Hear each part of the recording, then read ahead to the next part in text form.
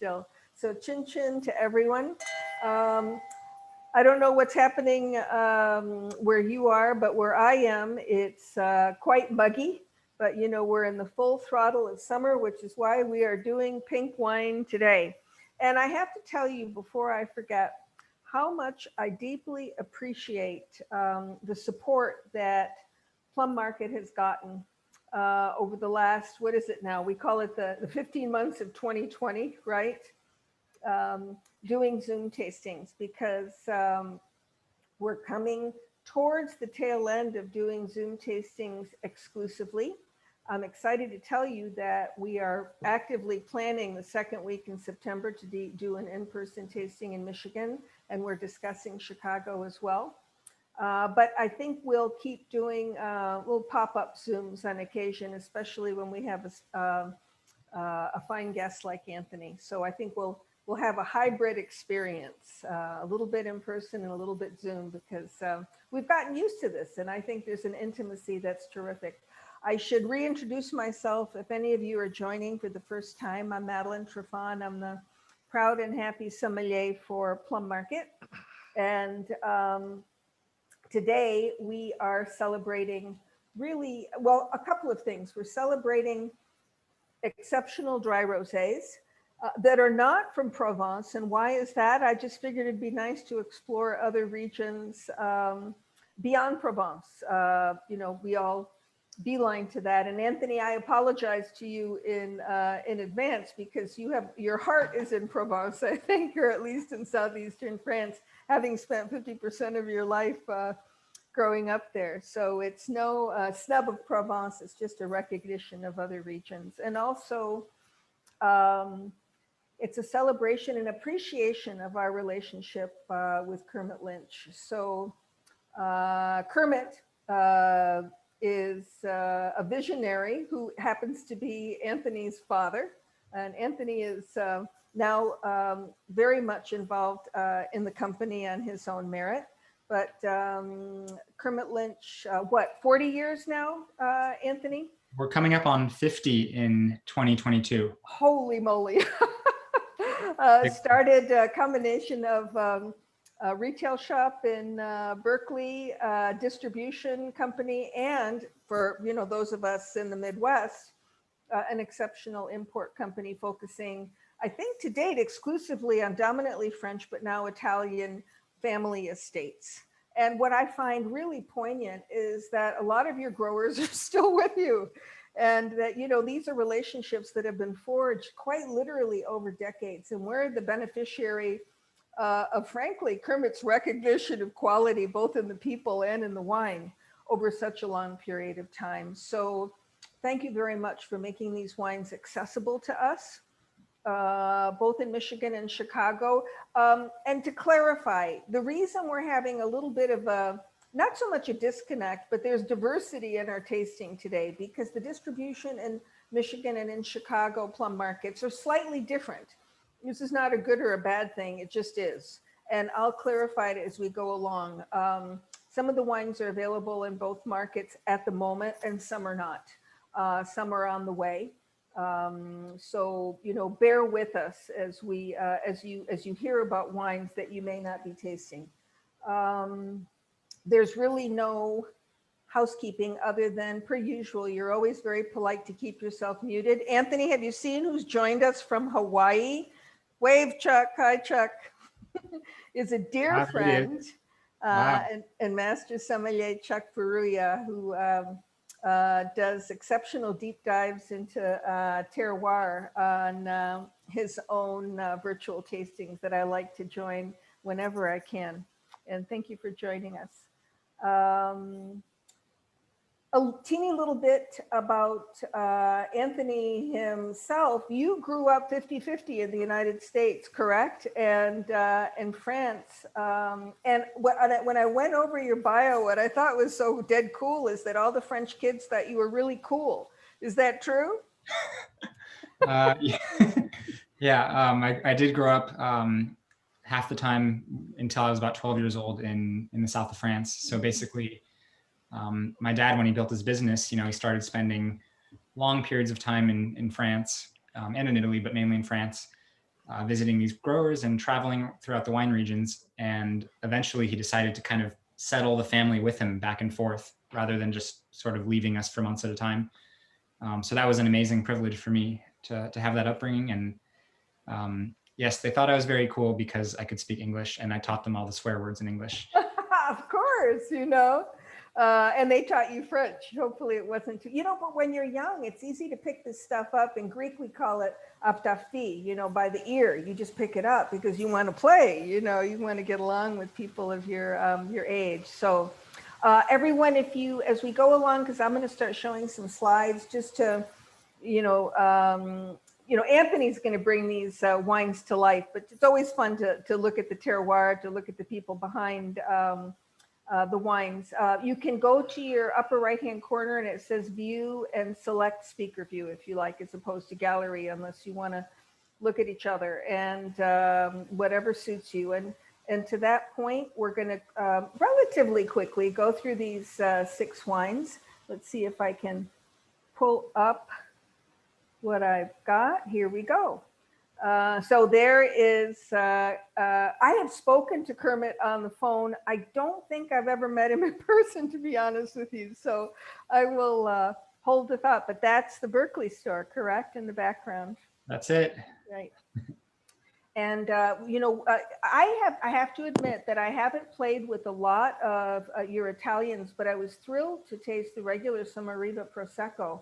So this is from Conegliano Valdobbiadene. Did I kill that, or did I say it correctly? You nailed it. Absolutely nailed it.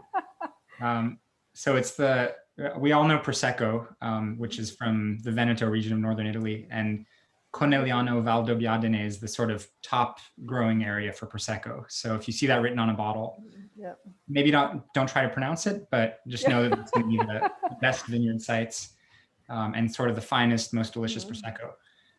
But this is kind of different because this is a rosé and it's actually made from completely different grape varieties. She uses one called Raboso, which is pretty rare. It's grown locally, makes some red wines, some sparkling red wines too, and some rosés. And then she blends it with a little bit of Pinot Noir. I find that so interesting because I read, and here she is. Is her name pronounced Cinzia? That's right. Cinzia. Because Raboso has significant amount of acidity and tannin, right? And it's being blended, you're using that and Pinot, which is the opposite. But both of them are pretty delicate in color? Yeah, so it has acidity and tannin, but the grapes are being pressed directly right after harvest. So you're not getting any of that kind of astringency or tannin or structure. So it's kind of low in alcohol and bright acidity. And what I like about Raboso is its aroma. It's just very like seductive, and it's floral, kind of rose petals. And it makes for a really nice sparkling rosé. So she did well in picking that. And then Pinot Noir, as we all know, is just a very elegant grape. It adds complexity and maybe a little bit of body. So it's kind of a unique blend, but I think it smells and tastes absolutely delightful. And there's a little bit of spritz, but not a ton.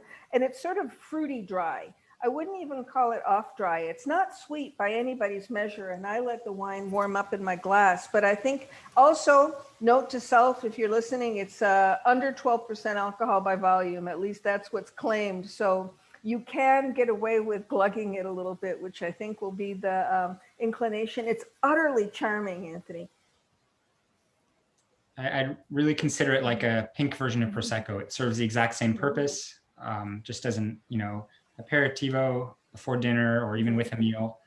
But you don't need to think about it too much. It's just a really lovely sparkling wine that, again, the alcohol content really helps in being able to go back for a second or maybe even a third glass and not having not feeling the effects too much and just being not at all. And now it was her father who started, who actually pinpointed some of these slopes, the hillsides, as being prime for, Prosecco's white grape, Glera, correct? So he was a little bit, he's admired in the area for that, is he not?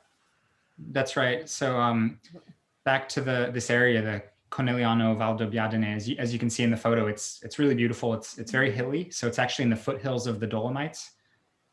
very close to the Alps in that sense. And you get a lot of influence on the climate. It's a bit cooler than the surrounding areas. And the elevation helps. There are different soils that are better suited to grapes. And it's actually, that whole area is a UNESCO World Heritage Site. So it's kind of protected in that sense. If you ever visit, it's just absolutely stunning. Just rolling hills covered in vineyards as far as you can see. Really steep. And, we think of Prosecco as this kind of simple, fun, not so serious wine, which it is. It's totally the case. It's meant to be just enjoyed and not, pondered too hard. It's delicious. Wine can bear examination and be delicious at the same time. I've always been, baffled when people think that great wine, you have to read a book to pick up a glass. And I just don't think it's true for the most part. Is this the first year the Rosé was available in the US, or has it been in the US? We've had it for a few years in some parts of the country. In some parts, okay. Yeah. We won't feel slighted that it's only been recent that we've gotten it, but we're sure happy to have it. I'll tell you, what a gorgeous shot this is. So now you'll notice, everybody. Oh, one thing, and we're going to go to wine number 2, the Dupeuble Beaujolais. First of all, the colors are very different, and this is a matter of winemaker choice, but also Anthony used a term that, if you don't mind, let's define, because it's hugely, it's neat to understand how rosé is made. And direct press, correct me if I'm wrong, the short non-winemaker version is when the grapes are grown specifically for making rosé. And, after harvest, they're pressed and the juice is drained with as much or as little skin contact as the producer wants, as opposed to saigner, which you may have heard of, which is to bleed, when the juice is drained off after a specific period of time, in many cases to concentrate the ratio between juice and skins for red wine making. Did I get that right? Yeah, absolutely. It's all these rosés are made for the purpose of making rosé. It's not a byproduct of red wine. So that generally means that they're harvested a bit earlier to have lower alcohol, because, red wines, you want them to be a little bit bigger. You want tannins to be a little bit more developed, which happens in the ripening process. But rosé, you're pressing them immediately after harvest. So extracting a little bit of color. And that's kind of, like Madeline said, the winemaker's choice. You can have longer or shorter pressing cycles. So the longer the grapes sit with the skins, the more color you're going to get. And, every grape is different. Some varieties are darker, some are not very dark. And, but the color all comes from the skins. So it's really a decision on how dark they want to make it, how kind of structured and powerful they want to make it, or if it's going to be a lighter style, more of a light and crisp rosé. Right. And I got to tell you, you have probably seen Dupeuble red Beaujolais in our stores. And I just think, frankly, I think it's some of the best Beaujolais I've ever tasted. I mean, they don't make cru, correct? It's all Beaujolais Village or Nouveau that's made specifically for Kermit Lynch, correct? And this rosé, so we're talking 100% Gamay. And if you haven't had one of their reds, don't cheat yourself, because the aromatics are just spectacular. The Dupeuble family has been making wine from generation to generation since 1512. Which is a pretty incredible feat. So you'd like to think that they know their land pretty well and have got all the techniques down. But what's really neat is that it's in this southern part of the Beaujolais region, which is, it's not as known for very serious wines. It's more known for like light and fruity wines. And they're pretty affordable. So they have vines that are up to 100 years old, which give a lot of concentration and complexity. And that's why I think these wines are like some of the best values that I know of, whether it's red or rosé, and they also make a white for that matter. Here we are, and you saw that from our little travel. We're in central eastern France. We're in Beaujolais, and that little hamlet, is it pronounced Breuil? Did I get that right? It's a little village in the southern portion of Beaujolais. It's one of the hardest sounds to say for Can you make it? Okay, you tell me. How do you pronounce it? I probably killed it. Le Breuil. Le Breuil. Okay. Breuil. We'll just hear your voice in our minds. There we go. And This gentleman is no longer with us, correct? But he established the modern estate, is that right? Yeah, that's right. So now his daughter, who's in the photo, and her brother, they run it. Still following in the methods. They're farming everything organically. They're not really using additives besides the minimal, like sulfur, which is very standard in the cellar. So they're very natural wines. They're not really messed with, and they're very pure expressions of the fruit, which is what I If love everyone really looks at this face and then look at his son, all he needs is a mustache, Anthony, you know? His dad had a very strong mustache game, gotta say. How do you pronounce her name? Ghislaine.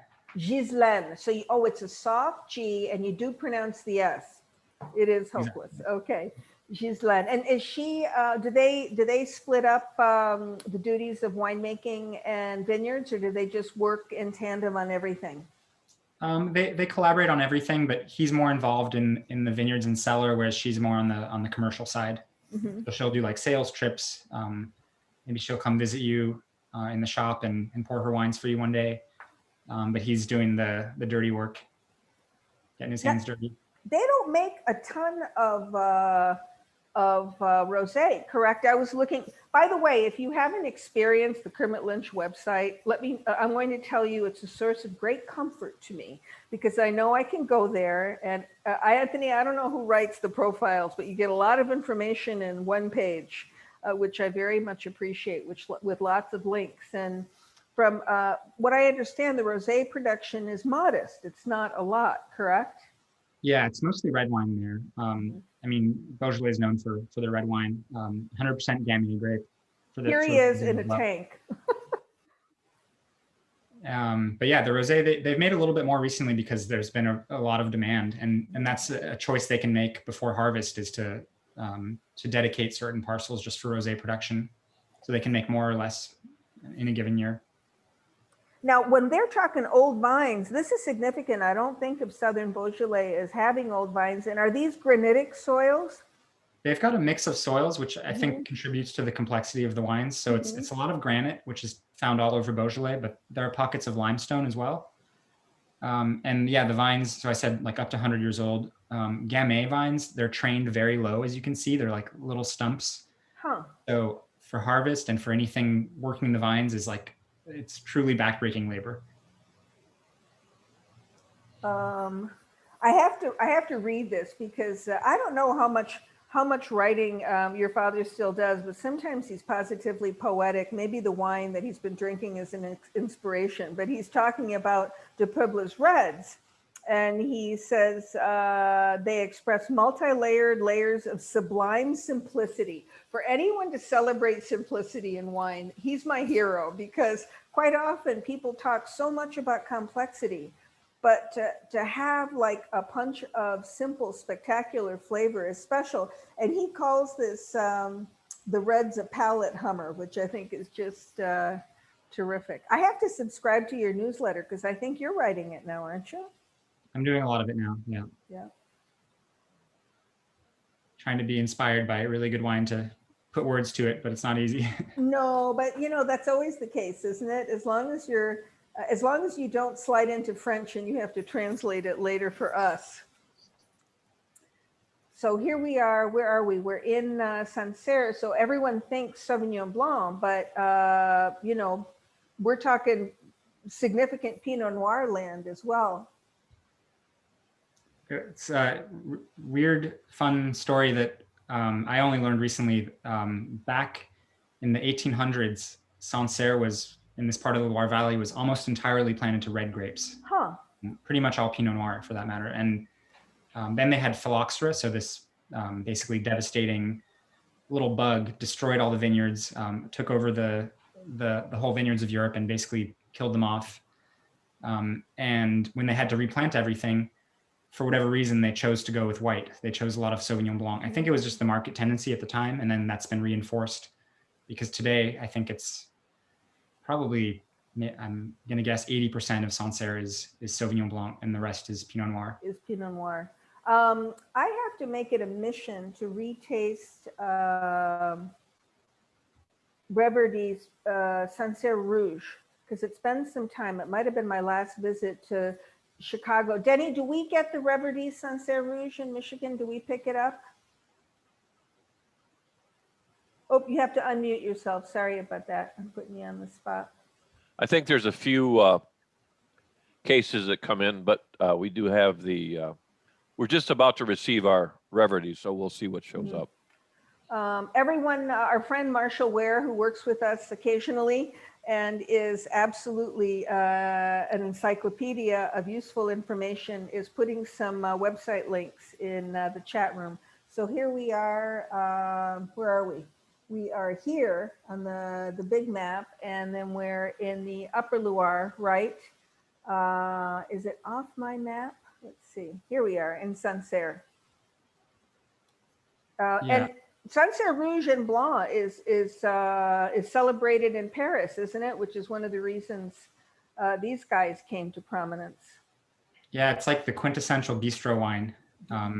You think of any of the dishes you could get in a bistro in Paris, whether it's oysters or a plate of meats and cheeses, even just like really good bread and butter. It sounds silly, but no, it doesn't sound silly at all. You know. And then the richer dishes, you know, with the red wines, they're really good Pinot Noirs. Like they're not too heavy or complex. They're just kind of like in the Beaujolais spirit. They're just really light, delicious sippers. You can drink them a little bit cool out of a carafe just for the vibe, and you'll feel like you're in Paris. Joanna, are you there? I think Joanna and Rebecca, you might be. These are our folks from our Chicago store, maybe sharing a bottle of Reverdy. Do you want to unmute yourselves and tell us how it's tasting? And in the meantime, this gentleman, I have to say, I'm going back to him because can I read what your dad said about him? Isn't he the one that is the ultimate paysan, right? He doesn't vacation, he doesn't travel, he's happy to stay on the farm, working 7 days a week, wanting nothing more, nothing less. How cool is that? He actually retired recently, so I guess he worked enough. Now his niece has taken over and she's doing a great job. Oh, so Julie is his niece. Exactly, yeah. So he trained her? He trained her for several years, and then finally she just took over 100%. He's still there. It's still on his, the cellar is beneath his house. So he's always there, you know, making sure everything's going smoothly, but she's running the show and she's killing it. You know, from memory, I know you don't have the glass in your hand, but can you describe the style of the Sancerre Rosé, especially for those in Michigan who don't have it? Yeah, it's a really nice rosé in that it's very light and delicate. Bright, it has really bright acidity, so it kind of makes your mouth water. Sometimes you even get a kind of salty note, which is really typical from those limestone soils that they have in Sancerre. And aromatically, I would say it's kind of like get a little bit of sour cherry, maybe light floral notes, and again, more of that minerality. Is it quite tart? It's pretty tart, but it's not painfully tart. And these folks, we're talking, make a very modest amount of wine, like under 10,000 cases, right? Just to put it in a frame of reference. That to me is teeny production. Yeah, it's a pretty small property, but that's pretty typical around there. There are a lot of really large farms in Sancerre, but also just like that, a small family-run domain that's just a few hectares, just 2.5 acres for an hectare, a few hectares of vines, and then making a little bit of wine and focusing all on quality. Well, I'm happy that the gentleman who had a staggering work ethic has pulled back a little bit and let a slightly younger woman follow his lead. Here's to him. You know, I hope they keep sending us lots of great Beaujolais. Those of you who have wine number 4, this color, you know, and I should have put it, I just put it in the description today because it's referred to as, right, Marquiliani Vin de Gris. It barely has any color at all. And this is intentional, yes? Exactly. So back to what we were discussing earlier with the direct pressing, this is kind of the fastest, most direct pressing. So really doing it very delicately, because you don't want to break the grape skins too much, or else you'll extract kind of rougher, harsher elements. But pressing the grapes really delicately and only getting like basically the clearest, most delicate juice. And that is reflected in the color, but also in the flavor. It's just like featherweight. Oh, I got to tell you, this wine to me, I'm in love with it, and I'm drinking it, everyone, cool red wine temperature. It's positively perfumed. It smells like, I don't know, lavender and violets, and on the palate, it's so lifted and refined. That's the word I'm looking for. By the way, you're hearing my voice a lot, but if anyone wants to unmute and chime in, you're welcome to, and you're being more restrained than usual in asking fun questions in the chat room. So drink a little more wine if you're feeling shy. Mike Pfeiffer, Rod, and Denny, don't pull back and interjecting if you want to comment on whatever rosé you've got in front of you. This is, oh, I forgot. Oh, wait a minute. You had asked me to put Corsica in relationship to France, and this did it. Just everyone see, it is significantly off the coast of France and actually closer to the coast of Italy. And their town is it pronounced Agione? Mm-hmm. It's pretty amazing because so Corsica, as you know, is an island in the Mediterranean, and the vineyards here are probably 2 or 3 miles from the coast. Highly recommended, by the way. The beaches are amazing. The wine is really good. Good spot for a vacation. Am I in the right spot around here? Is that correct? That's it. Yeah. But it's actually a really mountainous island. So you can kind of see the topography there on that map on the right. It's almost like the Alps, just like sticking out of the Mediterranean. They're very like jagged young peaks. We're talking over 7,000 feet above sea level. I mean, that's not inconsequential. Yeah, over a small land area. So you can imagine it just rises up suddenly out of the water. And so her vineyards are kind of right in between. You look one way and you see the sea, and you look the other way and you see snow. So it sounds like you and I talked about this when we met, was it yesterday? The one place in the world I automatically think of when you say that is New Zealand, where, you're right next to the ocean, the Pacific in that case. And then you look west and there are snow-capped mountains. We just got a killer question in the chat room. And I know you've addressed this in interviews, but this whole business about 100% natural wine in your portfolio. Can you talk to that gently, just so we understand your thinking about it? Because I think your comments about natural wine are really bang on the money. Yeah. Well, I guess first of all, it's a big question, so I'll try to address it quickly. But this idea of natural wine, everybody has a different definition of what it means. I think we can all agree on is the vineyards have to be farmed organically. That's crucial, to not be putting chemicals in the soil, harvesting by hand instead of with a machine. But then once things get in the cellar, once the grapes get in the cellar, that's when it becomes trickier. So I mentioned sulfur earlier. Sulfur has been used for thousands of years as a stabilizer for wine. It's not harmful to us in those quantities, or even in much larger quantities. And it basically prevents the wine from spoiling. So there are people who think that if you add any sulfur to the wine, it's not natural. And I think that's a little bit of extreme, because it's very, very hard to make a wine that doesn't spoil without adding any sulfur. So I kind of think that the wine tells the whole story.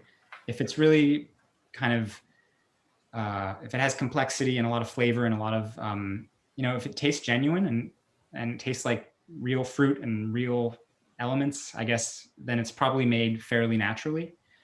Then if you want to get into the really nitty gritty of, was it filtered? Was it sulfured? Was it indigenous yeast?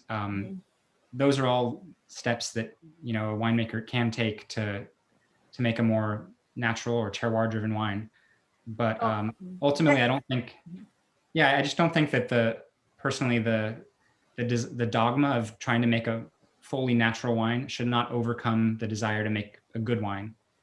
And sometimes, Well, I think that's beautifully said, and to use my current favorite word, simple, and simply said as well. If it's in the glass, then you look to why it is the way it is. Our friend Chuck wants to chime in. Go for it, Chuck. Do you have something to say about the Marquiliani or about natural wine in general?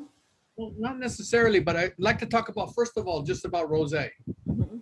So you mentioned Saignée. Saignée is bleeding off from red wine production. Right. Grapes are harvested at higher alcohol, more ripeness, more bigness, it's more drama, more mojo. So how can you make a light fleeting rosé from that? It's going to be higher alcohol. That's why if you want a good rosé, you have to set out to make it. So then the other thing is blending red and white wine. Well, that doesn't normally make something interesting. Then you have, Except in Champagne, they can get away with it there. Yes. then the more popular one nowadays is called direct press. It's essentially Right. taking red grapes and trying to make it like you would a white wine. Very gentle pressing, very, so you don't have a lot of skin contact, a lot of color, a lot of extract, etc. And you're starting off with lower brix grapes. So all the rosés that you're showcasing so far, I think for the most Our part, direct press. direct press. So there's different levels of direct press, first of all, as Anthony pointed out. Second thing I'd like to say about that is that when you direct press rosé to make a rosé like they were doing in California 10, 15 years ago, now you start getting strawberry, cherry, watermelon kind of flavors, and it's good and delicious, but your third glass, you're kind of bored with it. So I think the key to accomplishing finding a good rosé is it starts with the vineyard and therefore minerality. So having said that, Sommariva has made a niche for themselves because you understand that Prosecco is one of the top wine imports in the United States today, the category of Prosecco. Well, that means there's a lot of crap out there, and so Sommariva is one of those standouts, and it really is based upon the fact that they use this heirloom heritage subvariety called Balbi, not only Glera, but Balbi. And also, if you look at their vineyards, they're very mineral rich. Now, when you talk about the rosé, Yeah, Chuck's talking about the first wine, just to remind us all, the Sommariva bubble, Il Rosa. so that you have two different red grapes, and that soil where those are planted has some iron to it. So it's a little more rich. So that's why you have a different profile than you would with their normal Prosecco or specifically other Proseccos, right? And then segueing to Beaujolais with the Dupeuble, that family's been doing it for over 500 years. And today they are totally organic, biodynamic. They're super, they live sustainability in the way that they do things, right? But the thing about it, since day one, the Dupeuble has always made, you call it simple, I call it unpretentious. It's all about pure enjoyment. That's their intent, whether it's their red or their rosé, and they make a little bit of blanc as well. But in all cases, the wines are super delicious, super uplifting and unpretentious and charming and thirst quenching. That's the intention of Dupeuble.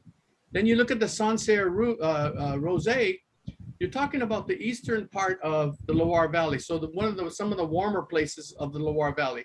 And Sancerre is a melange, it's a collision of all these different soil plates. So you have all these different, not all Sancerres are the same. They're so uniquely different just based upon the soil mix.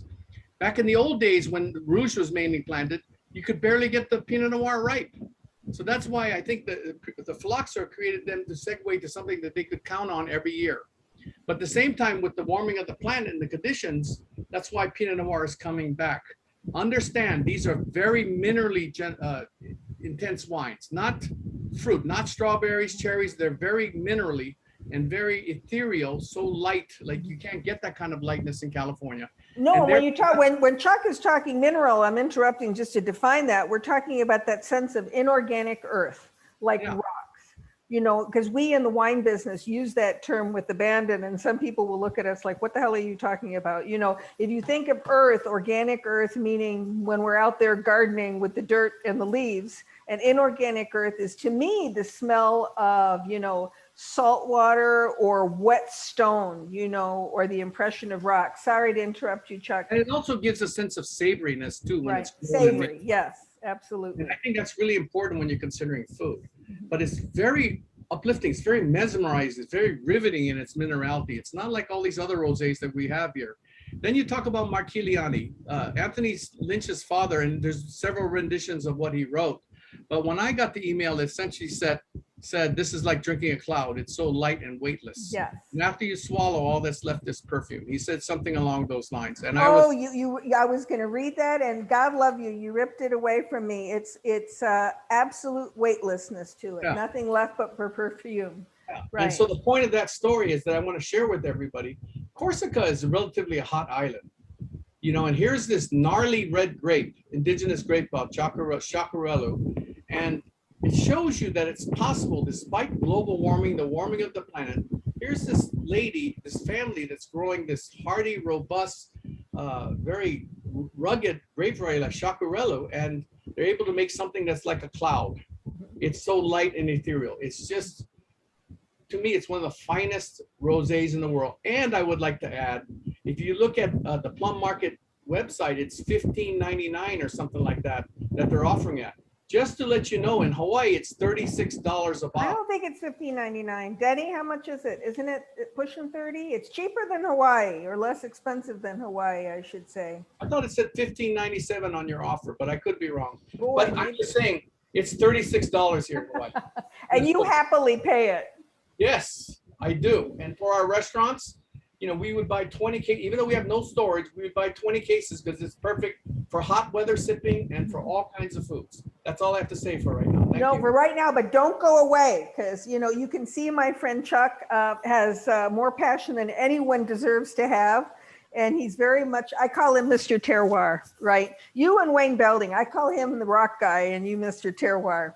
So, you know, Anthony was talking about those snow-capped peaks. There they are, right? This is, we're looking west, correct? Right. From their farm. Yeah, so if you were to turn around, you would see the Mediterranean. And that creates this really unique climate because, like Chuck said, Corsica is really hot. It's in the Mediterranean, it gets baking there in the summer. But you have these really cool air currents that are blowing down from the mountains. All that snow, you know, that cold air from the snow is cooling the vineyards down. And then from on the other side, you have these sea breezes coming in as well. So you kind of get the saltiness in the wine, which is kind of that mineral sensation. And again, it allows her to make these rosés that are super delicate and ethereal and have a fairly low alcohol content, even though it's in a really hot climate. I just think this rosé is as elegant as any damn thing you can put in my glass. I really do. I'm showing you the gentleman on the right. He's harvesting olives because this is another passion of Anne's, correct? Actually, it's an olive farm originally. So An olive it's an farm old olive originally. mill, and her father planted vineyards. I want to say in the 60s, and that's kind of their side project is making wine. But it's like the most famous rosé in Corsica because they just make such a unique rendition of it. But the olive oil, which unfortunately is much harder to distribute and not made in very big But quantities. we can get it from your Kermit Lynch website. Can we get it from the Yeah, grocery we store? do sell it actually at our shop online at Okay. shop.kermitlynch.com. So it's Marquiliani olive oil. She uses indigenous Corsican grape varieties, or olive varieties rather. And it's this kind of the wildest olive oil I've ever tasted. It's just really spicy and kind of rustic, but not aggressive, and just it's loaded with punch and with flavor.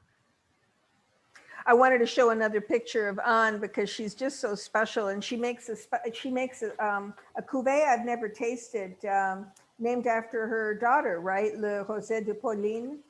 Yeah, she's got two rosés, both kind of in that lighter style, but the Pauline is a bit rounder and a bit deeper. I like the Marquiliani that we're tasting now because it's so delicate.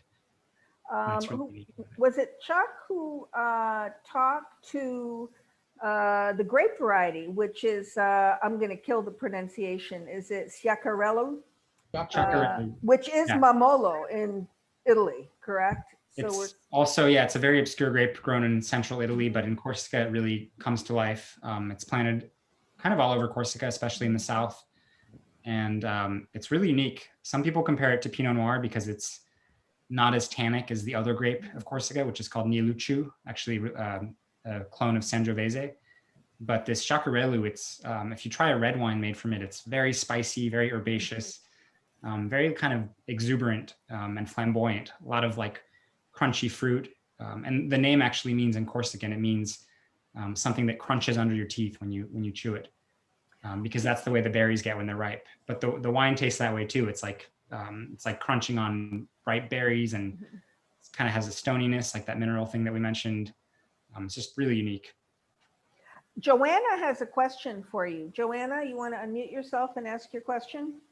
Yes. Anthony, I had the good fortune of being at a presentation with your dad in conversation with Hugh Johnson some years ago back in San Francisco. And this does go back to the natural wine topic, because Kermit, if I may call him that, said, no screw caps, no steel tanks. I don't want wine that has touched metal, basically. Is that still true? And would you care to elaborate on that a little bit? That's a killer question, because That's all a of these tough one. rosés have cork. Yes. Yeah, and I can't off the top of my head think of anything from that portfolio with a screw cap, but there's a lot of wine in there. So what do you say, Anthony, on that? So it's a complex question that I'll try to address as best as possible. I think he was speaking kind of idealistically, because when he started doing business in the 70s, on his first trips to France, this was not before, but right around when all this new technology, like stainless steel tanks, for example, was being introduced. And, you know, before I want to say the 60s, maybe early 60s is when they were introduced and they started becoming popular. They didn't exist, obviously. It's a pretty new technology. All the wines were made either in wooden barrels or casks, or maybe cement tanks. And stainless steel really took over. And for some good reasons, it's a lot easier to clean. It's a lot easier to work with. It has a lot of advantages, but the downside is a lot of these traditions of making these wines in barrels, aging them in large casks, which had been done for centuries, and which really made these wines, sort of gave them their character. A lot of those traditions were lost. And that's not to say that you can't make great wine in stainless steel, because most of the rosés that we're having today are fermented in stainless steel. But I think you can think of it more idealistically than like word for word. It's more about losing these great traditions of winemaking cultures, and in favor of sort of modern solutions or modern shortcuts, but to be taken with a grain of salt. You think he was trying to provoke Hugh Johnson a little bit? I think they'd probably agree on that, if anything. Well, I think Mr. Johnson was a little bit less adamant on the subject, but when we try to define natural wine, is that part of the definition or a definition? I think it's part of a definition. I mean, it depends how far you want to take it, because no wine is natural. You have to plant wine. Or no wine is unnatural either.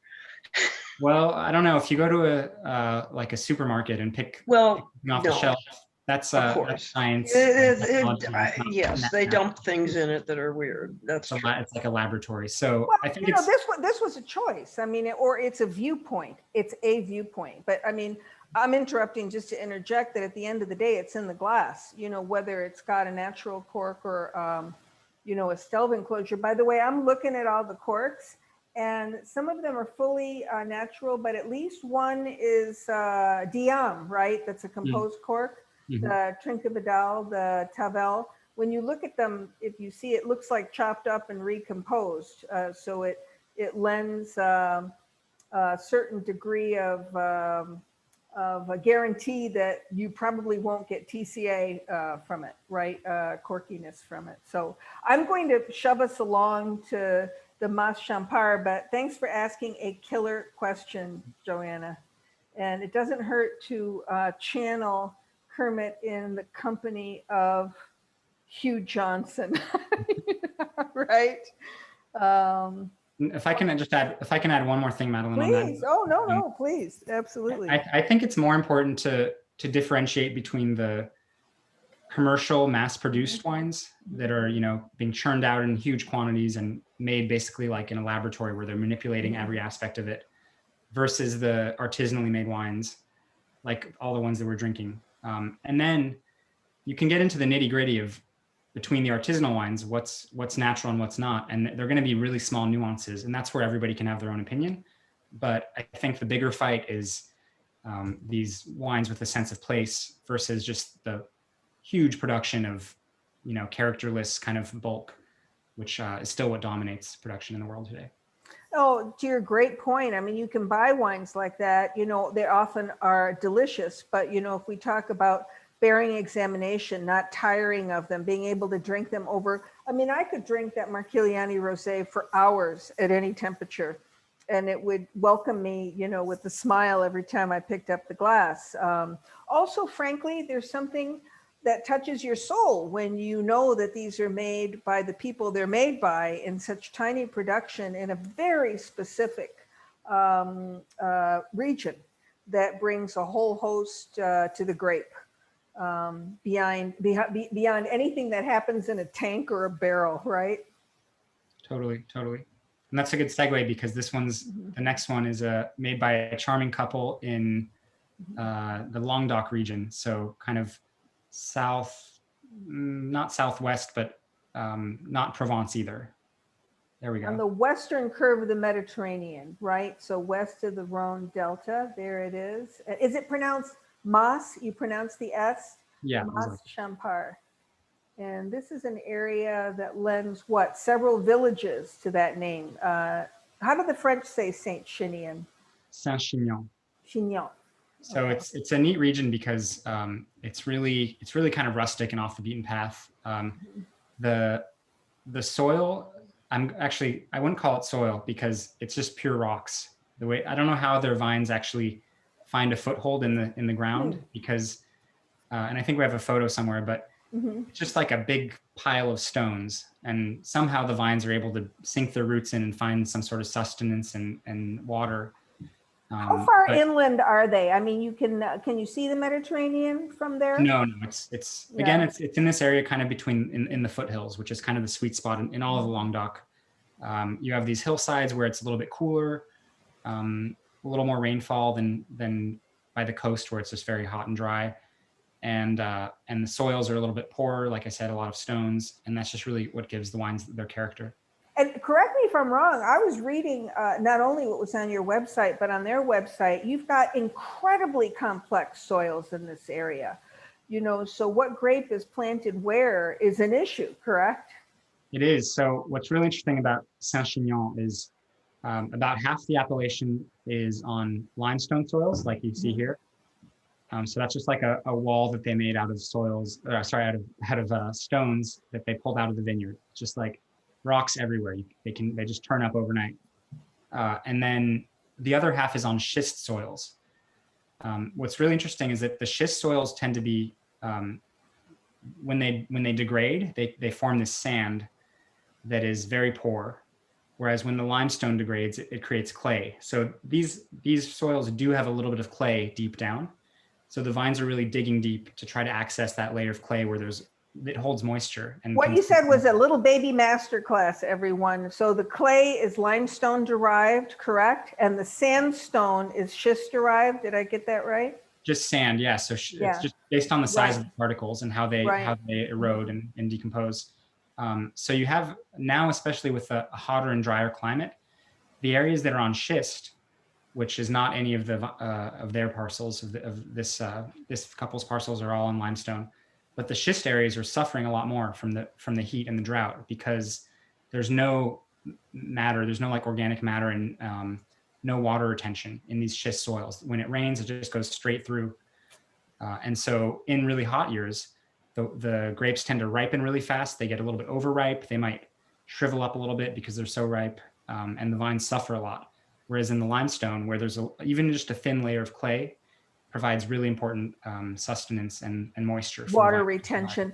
I mean, the grapes in here, I want to talk to this for a minute because they have a lot of different grapes planted in different plots. And we're talking dominantly Mourvèdre here, right? With Cinsault, which to me is utterly intriguing because you're talking about a grape in Mourvèdre that in its reds, brings a lot of oomph to the wine, both color and tannin and concentration and power. And Cinsault is closer to Grenache in character, right? More lighter, softer, more aromatic. So is that, that must be an intention.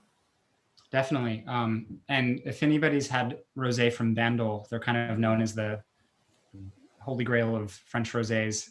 And it's similar grape variety. It's that Mourvèdre that gives them kind of their power and their structure. So it's a really good blend because the Cinsault is a bit more delicate and it adds more fruit and more brightness, but the Mourvèdre is kind of sturdy and broad-shouldered. And I find that this rosé is it's a little, especially compared to the Marquiliani that we just had, it's got a lot more structure and it's just kind of fuller bodied and Oh, it's a total pivot. sturdy. I mean, not away from it, but different. I mean, when I tasted it an hour ago, the comment I made is that it smelled like red wine, you know, and the finish swells and it has a red wine finish. It's very vinous. It's got a little bit more grip, but if you hold it on your palate, those of you that have it, there's an intensity to it. This is one of the ones that regrettably is not available in Chicago. You'll have to make a trip to Detroit to get it, but we do have plenty of it here. Now, correct me if I'm wrong. They have some steep terraces, and is this Mourvèdre planted here? From what I understand? I could not say from the photo. Sure, yeah, I didn't mean to put you on the spot. Sorry about that. But I want to go back to them for one sec because they took over what her family's farm. This is a cool story. I mean, these were not wine people. She studied geology, and he was from a Champagne family. So this happened in recent memory. Yeah, they just retired too. So they've got a younger person that's taken over. But they had a really amazing career. They're super charming people. She's a great cook. Anything you can grow in a Mediterranean garden, she knows how to prepare it simply, just great quality of raw ingredients. And that's like the best pairing you can have with their wines. Can you mention a couple of dishes that you've had at her table? Well, really good. So it's all, Southern France. So very kind of Provençal, same climate, same things that grow. So like tapenade, a lot of great black olives. I think they might have their own oil as well. They might make a little bit of olive oil. Roasted red peppers, just in olive oil, maybe on toast with anchovies or something. Just all that kind of anything simple Mediterranean. They make their own pâtés. It's just all about living off the land and eating what's in your garden, I guess. I have a quote of hers when she was asked by a visitor if they had children. Isabel swept her hand across the outside of their winery and answered immediately, "Look around. This is my child." Good for her. That's impressive. So we've got one more wine to go. Chuck, do you want to talk about this wine, or do you want to wait until we attack the Tavel? I know you're I restraining would just like to yourself. comment on this. I would like to comment on this Mas-Champart. So historically, everybody, when Kermit was one of the guys that really was a champion of the pink wines because he spent half the year in southern France. And back then, in the 70s and the 80s, there was only 4 French pink wines that I would buy. 4 specific producers, 4 specific appellations. So of course, the biggest name was Tempier. But I have to say, shortly after that thing started revving up, Mas-Champart released theirs, and theirs was the second significant rosé, in my opinion, from the Kermit Lynch portfolio. And what it offered was soil-driven minerality, which made it much more interesting than fruit-driven. And what I discovered in addition to that, when you have savory stews or savory soups or savory anything or salads, that's where this rosé, because it has more oomph than the Marquiliani, a little more mojo. Man, the days of super light, delicious, food-friendly wines are dwindling. And so now I look to instead create a portfolio of rosés. That's why I think Madeline's choice of doing a rosé tasting is most interesting. So I put before you Marquiliani's for one set of foods.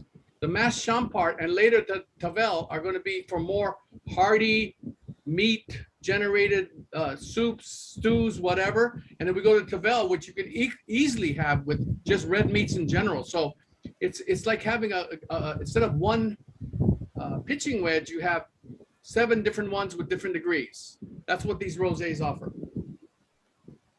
Thanks for that, Chuck, because the last 2 are definitely, we have Greg Powell to thank for this order, and I don't know if Greg made it on.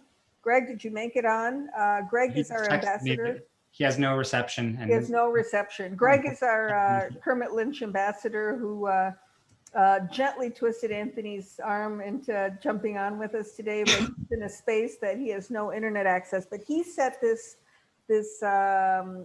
range the way that we did it, 1 through 6, and I think he did a killer job. I always hesitate to put the Marquiliani first because it's delicate, but it's so complex and interesting that I don't think it does it justice to put it first. You know, you might miss it. Did you see the question from Stephanie? And I'm answering her that how do you determine whether a wine is mass produced or not besides the importer? And in my opinion, the importer name is wildly important. Back labels are your best friends when it comes to especially old world wines, AKA Europe. But frankly, the amount of wine that is made can mean something, though there's some producers that make significant amounts of very good wine indeed. At the end of the day, the importer and a recommendation and information from your vendors are probably the shortest line from point A to point B on whether something's mass produced or not. You want to add anything to that, Anthony? Yeah, absolutely. I mean, obviously I'm biased, but I'd say turn over the bottle and see our label on the back label. But beyond that, finding a good wine shop that you can trust is the best way you can do it. And you know, Plum is excellent in that regard. They're only picking out top quality wines, whether it's from us or another importer or distributor. Other than that, there's not really any way to tell. If you didn't have that sort of guidance, sure, you could go on the internet and do your research and try to find the website and see how it's made. But you know, a lot of these, the thing is with a lot of these more commercial wines is they spend all their money on marketing. So they're basically trying to trick you into thinking it's high quality and artisanal when it's really not the case. You know, and in some cases, we brought up champagne very briefly earlier. You know, there are some that are produced in significant quantities that bear examination. There's some Bordeaux estates that make a lot of wine that certainly bear examination. So big is not always bad. You know, I mean, but I really think that the hands that touch the wine, but in our case as buyers, both as trade buyers and consumers, you know, the hand that selects the wine, that's why it's so important or useful to you as a consumer to determine, gee, I like this. Who's the importer, right? If it's European, flip it around and you'll start seeing a common thread to the wines that you like. So here we are. We're dragging our feet a little because we got into killer conversations, but nobody's gone away. This is a good thing. So let's talk about the Tavel. This is the only appellation in France that's 100% rosé, isn't that correct? I think so, yeah. Although historically it was known as a light red. So whether you want to call it, I mean, it is a rosé. It's pinkish, but it's a dark pink. And there's actually a legal requirement in how dark or how light it can be for it to be called a Tavel. I didn't know that. So the color has to go through examination? It's some metric called coloring intensity or something, or I'm not sure, but yeah, it's basically how much light travels through it. And there's a pretty high threshold for Tavel. So you can have, I think this is the Tavel in the photo or in your glass is about kind of mid range, but you can have much darker wines that are still Tavel, which drink almost more like a red. That's kind of the magic of it, because you can have this as as an appetizer with a bowl of olives, or an aperitif rather, and just to quench your thirst. But it has that structure, that power that, like Chuck mentioned, you can have it with heartier food. One of my favorite pairings is just with a burger, because this stands up to a burger so well. But you know, if you hold it on your palate, my obsession with tasting it for the last year has been mid-palate. And by that, I mean, you know, we smell it, we swirl it, we spit it out, we swallow it. But I always go back to it and just hold it on my palate, and you get this plumb line of flavor that's very deep. And you also get a sense of the structure, by which I mean the acid or the tannin. And this wine is very mouth-filling. You know, you can also, it's warmed up in the glass, which, by the way, all of these wines bear examination warmer than cold, which is, you know, a good reflection of the quality. But what you're saying, if I can tag team on this a little bit, is conventional wisdom, which usually doesn't bear examination, says that you drink light wines with light foods and heavy wines with heavy foods, right? You can have a wine that's lifted and delicate and ethereal and cleansing and actually is spectacular with rich food. And in some cases, it'll actually release the flavor of the wine, don't you think? Totally. And it's a fun one to play with because it's so versatile in that regard. While you pull up the map, a fun comparison I like to make for Tavel, because it's directly across the Rhone River from Châteauneuf-du-Pape, which makes, incredible red wines. So it's a very similar terroir in terms of the soil, and the climate is pretty much identical. And there's the Rhone River. Yay. And that's all those vineyards right across, that's Châteauneuf. So all the really powerful and, renowned reds, age-worthy reds. I just think of Tavel as a rosé version of Châteauneuf-du-Pape.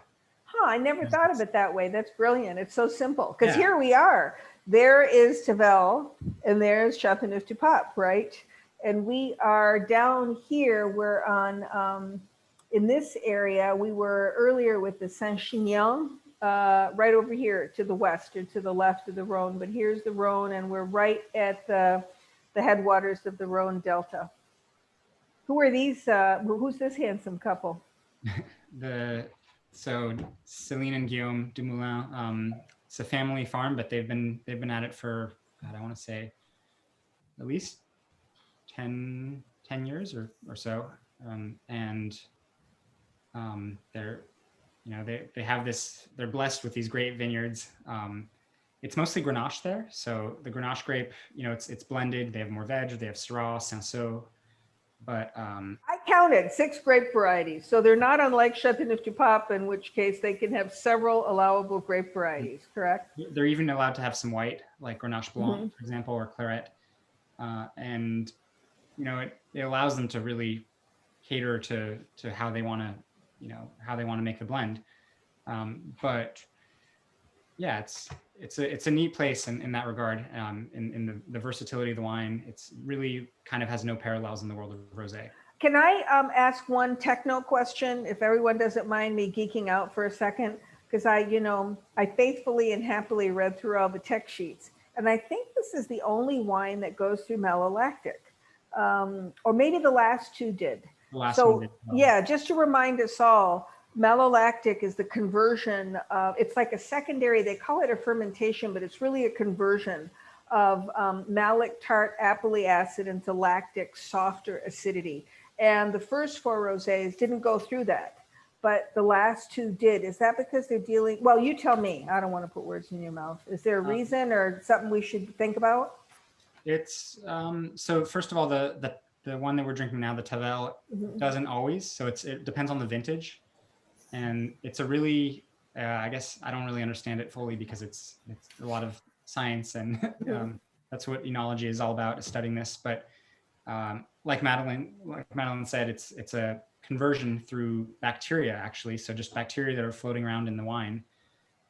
They're called lactic acid bacteria, and they eat up malic acid, which is really sharp tasting, and convert it to lactic acid, which is a lot softer. And this happens in pretty much every red wine that we drink. And it often happens spontaneously. Sometimes it happens during fermentation, and you can't kind of stop it. Sometimes it happens after fermentation, more often than not after fermentation. And if you cool the wine down as soon as it's done fermenting, you can kind of prevent that because the bacteria aren't active at cold temperatures. So that's a way to stop it. And then the wine will appear kind of more crisp and snappy. But if you don't do that and you let it happen, or you encourage it to happen, maybe by warming the wine up slightly, then the malolactic fermentation will happen, and it gives the wines a little more depth, a little more body. And so it's intentional in both these cases. It's a winemaking decision whether to encourage or discourage malolactic, right? And it just caught my attention on the 2 rich wines. What are we staring at here? These are very free range vines with some pine trees in the background. Yep, that's the heart of Provence.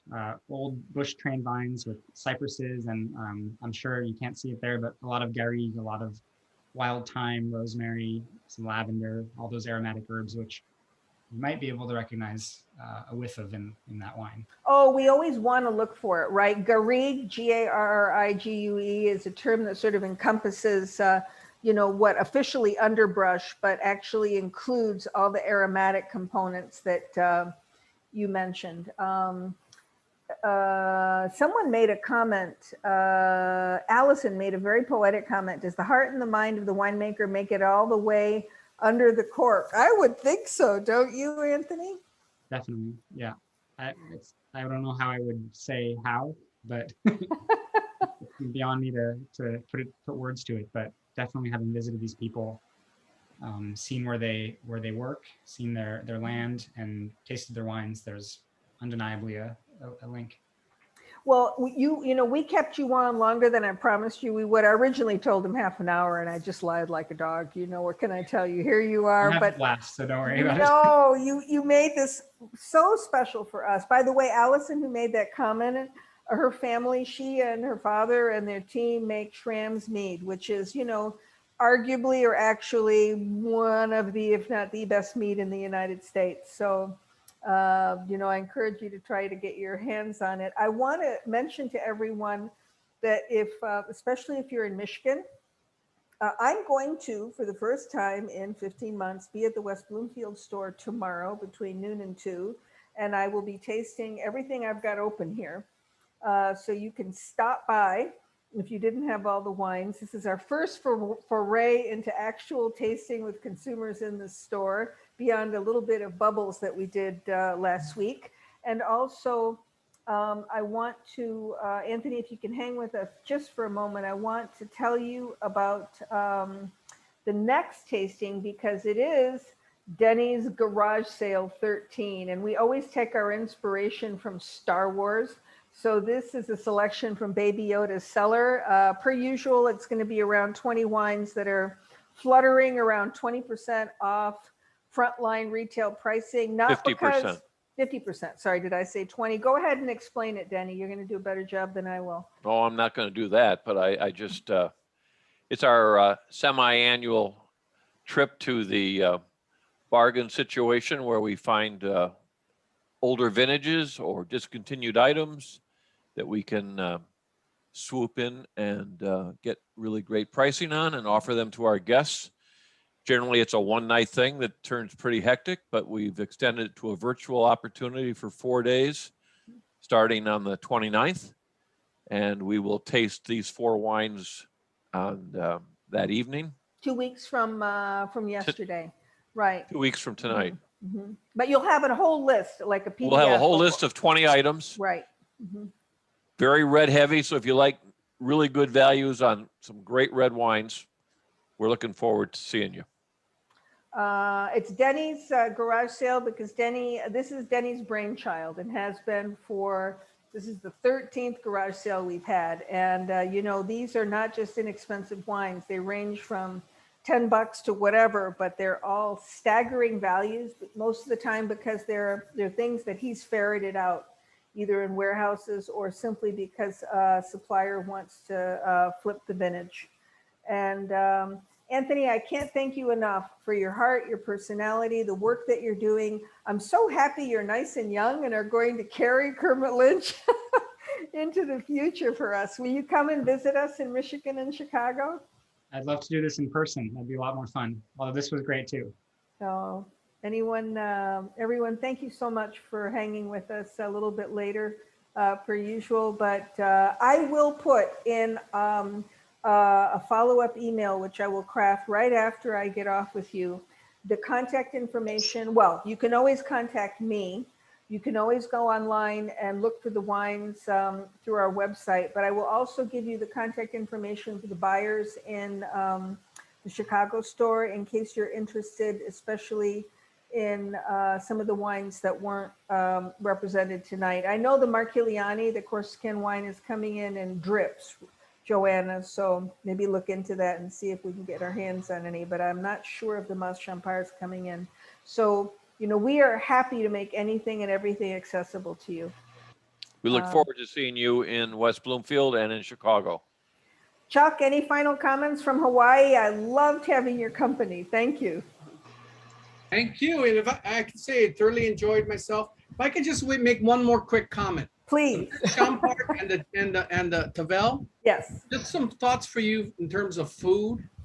You know, you have the Thanksgiving feast, you have the roast turkey, the stuffing, the fixings, all this rich, savory food. Then all of a sudden you have the cranberry. So when you eat the cranberry, it refreshes your palate so you can go back readily to eat all that rich, savory food. That's what these rosés can do. So it's not limited to just afternoon sipping and, you know, with summertime foods. The more mojo rosés like the Tavel and the Saint-Chinian, you could have a marvelous time with all these different savory foods. It's kind of like a palate refresher in between bites. So give that some thought for your next meal. No, and Thank you, actually, Ghislaine. that's beautiful. Thank you, Chuck, for joining. Give my love to all the sommeliers and to your beautiful better half in Hawaii. And thank you for tying food in, as you always do. Much Thank you, appreciated. everybody. Woo! Woo! Take good care. I may forward your link to these people, unless that's going to be torture for you, Chuck, so they can listen. Anytime. I appreciate it. Anytime. Hold that thought. Okie doke. Take good care. Have a wonderful evening wherever you are. And thank you so much for your support. See you in a couple of weeks. Much love to you, Anthony, and to your team. Thanks, everyone. Thank you. Thank you. Madeline?